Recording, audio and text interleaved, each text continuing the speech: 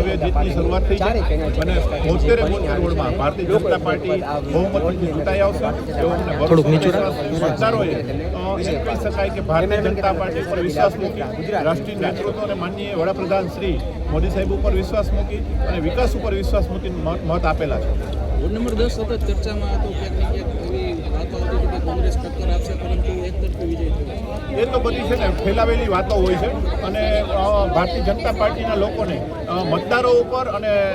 જે વિસ્તારના લોકો છે ને ભારતીય જનતા પાર્ટીના કાર્યકરો ઉપર અમને ભરોસો અને વિશ્વાસ હતો કે હંમેશા એ લોકો ભારતીય જનતા પાર્ટી સાથે જ રહ્યા છે અને એમનો ભરોસો પણ ભારતીય જનતા પાર્ટી સાથે જ હોય છે. જ્યારે અમે ચાર ઉમેદવારો વચ્ચે અમે એવું કહીએ છીએ કે એમનો વિશ્વાસ ભરોસો છે કે એમને આગળ વધારે આગળ લોકોના કામ હવે કઈ રીતે લોકો વચ્ચે અમે રેગ્યુલર ભારતીય જનતા પાર્ટીના ચૂંટાયેલા લોકો છે, એક વ્યવસ્થાનો ભાગ છે. બાકી બધા જ ભારતીય જનતા પાર્ટીના કાર્યકરો હોય છે અને કાર્યકર તરીકે લોકોની જનતા વચ્ચે રહી અને અમે લોકો કામગીરી કરીશું.